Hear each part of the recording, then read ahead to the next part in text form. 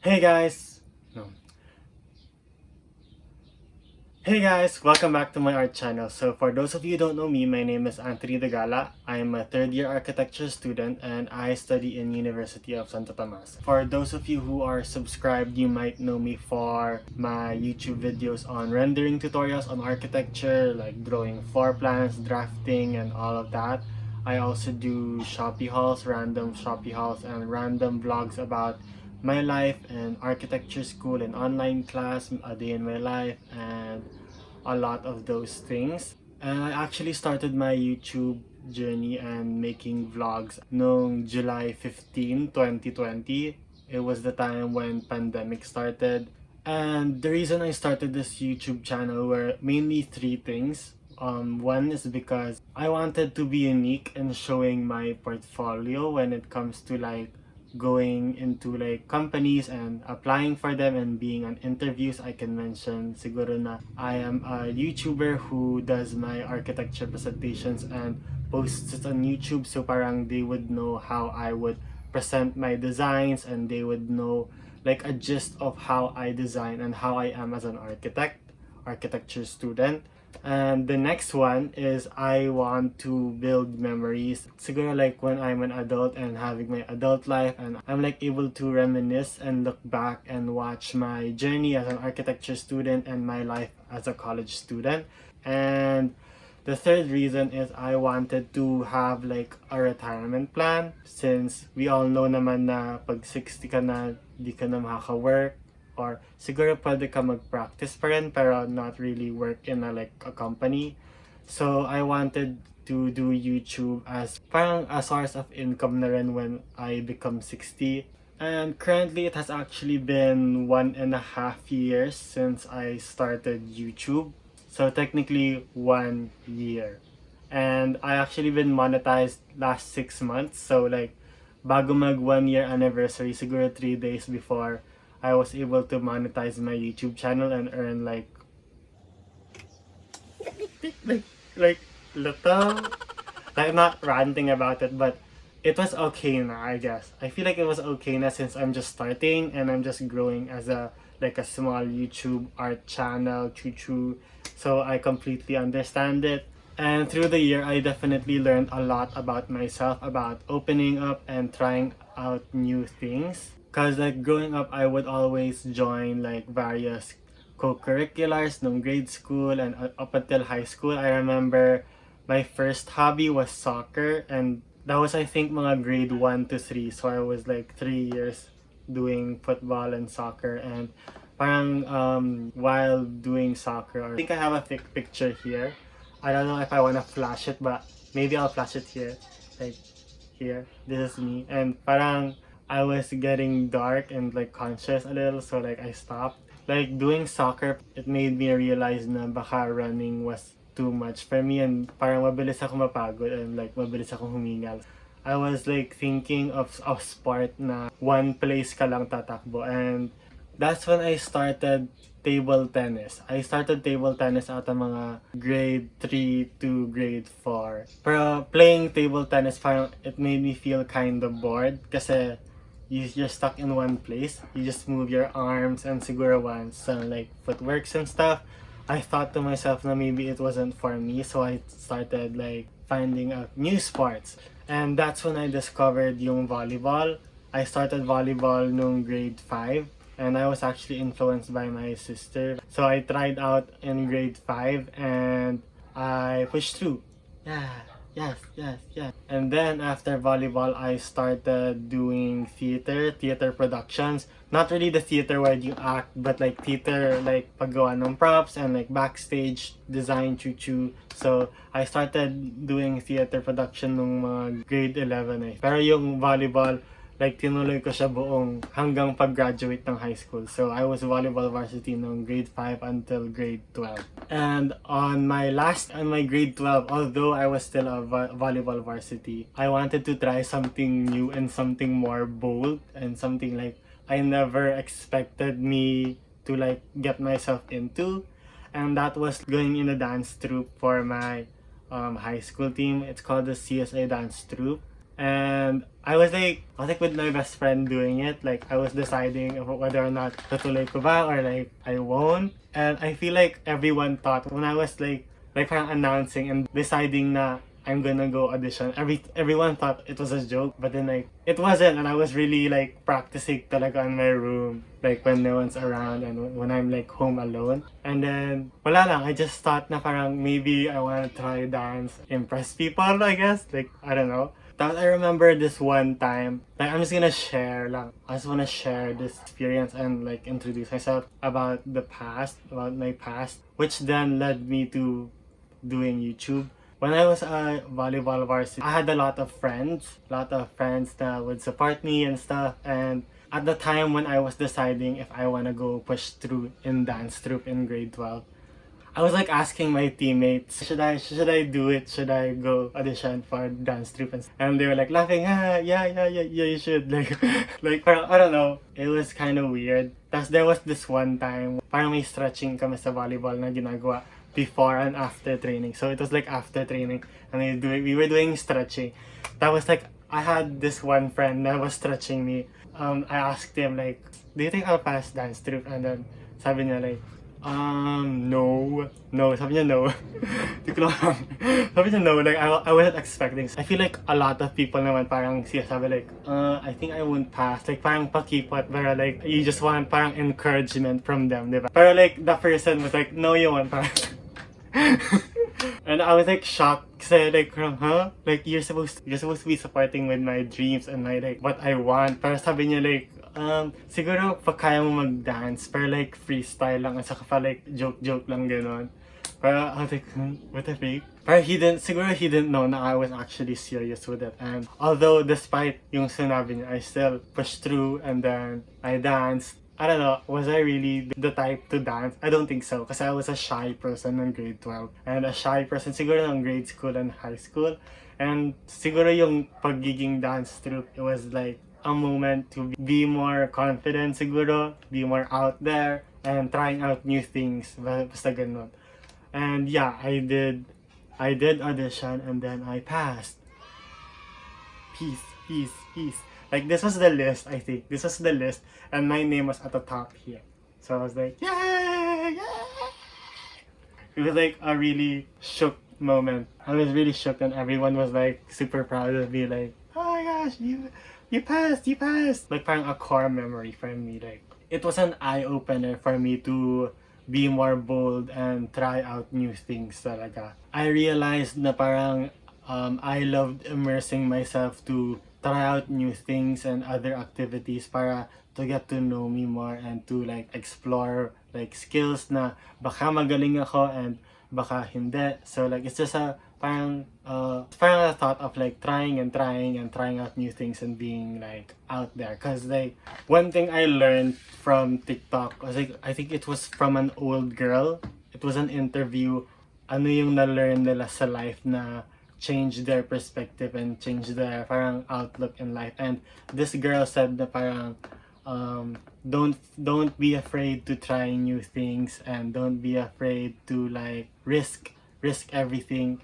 So it's like about like you only live once and life is so short for you to be scared of things. And if you don't try out and be more confident with who you are and trying out and risking everything, then you just come out as a parang a scared person who doesn't want to try anything, and that's really sad. So I don't want to be like that. So like starting YouTube definitely made me go out of my comfort zone and what I'm used to. I first started with like drawing. I remember my first video I posted in July 15. Exactly July 15 in 2020. I posted this video, a self-portrait of me. In high school, I was really known for doing this drawing portraits, and I actually drew like 25 people. I started drawing grade 11 and 12, and I made it to a point to like draw 25 people before I graduate, and it was mainly for building my name and getting my name out there, na parang telling the batch na parang I exist, like hello, this is me, like I can do this. And I mainly targeted yung yung mga people with big following, para like cloud chase lang ganun. I never really attempted to draw myself because of a lot of my insecurities, like my big forehead, you know. Parang entitled, drawing my face and overcoming my insecurities, ganun. You can check the video on my playlist. Scroll to the very end and you will see this video on how I made the self-portrait of me. And yun nga, parang my first videos were mainly parang drawing and filming my table and my hands. Over time, I got to like parang be more confident rin and show my face and talk to the camera like what I'm doing now. And I remember that nagkaka-script pa ako, tapos I remember like ang daming takes talaga, like take 1, take 2, take 3, tapos like tatawa pa ako, tapos I need to cut this. My first months in YouTube was definitely the more conscious Anthony. Hindi ko alam kung ano gagawin, or like hindi ko alam kung ano sasabihin sa camera, pero like siguro now that 1 year has passed and I can say na parang I'm a little confident. I prepare like bulleted scripts on what I want to say and just let it flow. And I feel like that's like parang an important growth in terms of being more spontaneous and not being siguro shy and reserved. And through the years, I was able to meet a lot of people, not only my fellow architecture student na viewers, pero I was able to like siguro expand my reach with like siguro Shopee haul lovers or like can lovers. And like parang a day in my life vlogs. It really warms my heart to parang see people comment on my videos. This is a great idea, like thank you for filming this, thank you for ganyan, like you make my day.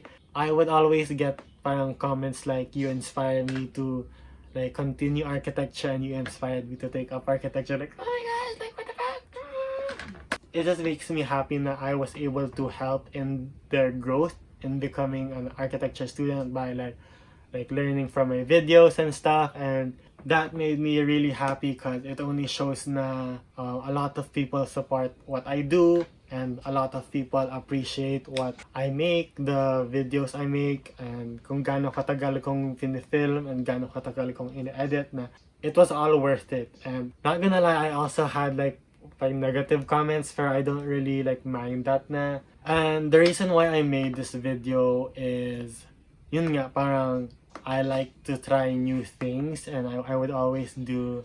I'm actually surprised na parang with all the curriculars and the extracurriculars na I have, na wala akong kinontinue sa architecture college life because I was parang fixated on the idea na baka it might disturb my grades and baka bumaba grades ko kasi masyado madaming curriculars, because it happened nung high school.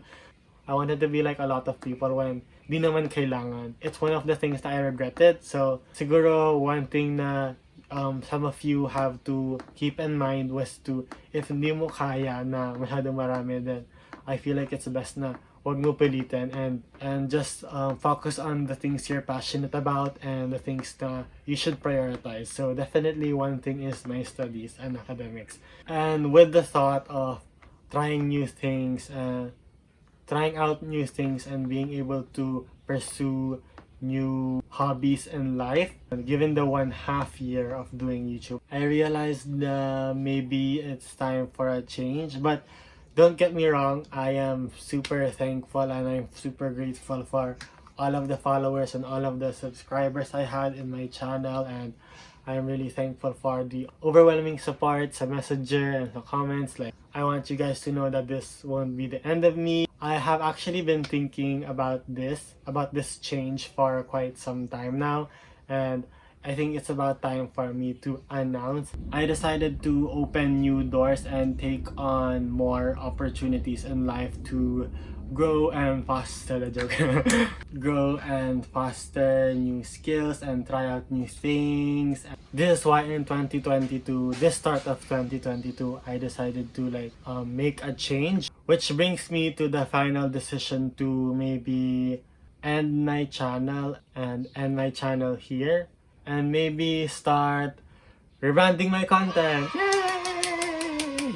Tap, tap, tap, tap, tap.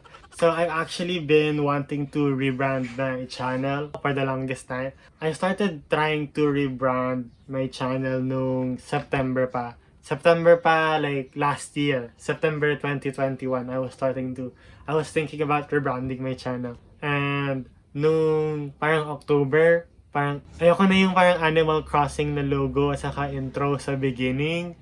So I was like thinking na I should make a new animation and make a new outro. Basta ganun. And di ko siya nagawa no Halloween break. So, sa December na lang, which is now. Pero hindi ko pa rin nagawa. Like, January na. Saka mag-end na ngayon January, pero hindi ko pa siya na-rebrand. But I feel like now's the perfect time to rebrand my channel. Yay! So, for 2022, I decided to rebrand my channel and parang not make it centralized to art and make it more architecture experience and architecture related videos. So one thing to look out for is my vlogs, especially in the University of Santo Tomas, where I can show you the campus and do like a week in the life university edition, or like a day in the life in the university edition, or like what I eat in a day, what I eat in a week, like you name it, I will do it. Just leave a comment down below what content you want, especially next year na baka face-to-face na, hopefully, when I'm 4th year. And recently, I've also been like researching onto like ways on how to rebrand my channel and rebrand my content, and which is to do live streams of me doing my plates. Siguro like live streaming ako nag-sketchup, nag-lumion, or like basta like live streaming in general and doing kwentuhan sa YouTube live sessions. And yeah, sabay-sabay tayo mag-plates, ganon. Like, I will be online every day. Siguro pwede naman every day. Siguro sa gabi, magkwentuhan while making plates. I will always be online on my live stream. So, that's something to look out for. So, be sure to hit that like button and subscribe and ring that notification bell to be notified whenever I post new vlogs and content and live streams, or like announcements kung when I will post new vlogs or like do live streams. So yeah, I might just drink water because kanina pa ako salita ng salita. Just to clarify things, I'm not ending my channel, but it's simply just opening a new door to changes and new beginnings. Sorry for making you think na I'm ending my channel. No, I'm not ending my channel. No. I started last year and I worked myself so hard to get to where I am, and I'm not gonna end my channel anywhere near or anytime soon because I just started, and yeah. For my next videos, I will be doing a shout out for one of your comments below. So be sure to comment down below if you want a shout out and what content suggestion you want me to do. So yeah, this year is going to be full of new beginnings, and I hope I would get to do it with you guys. So that's it for the video. Sorry if medyo matagal tong video, but I just wanted to like make kwento about my past life and my journey as a YouTuber, and to explain what I have in store for you guys. So be sure to stay tuned, ring that notification bell, subscribe to my channel, and yeah. Thanks so much for watching. Don't forget to like, comment, and subscribe, and see you on the next one. Bye!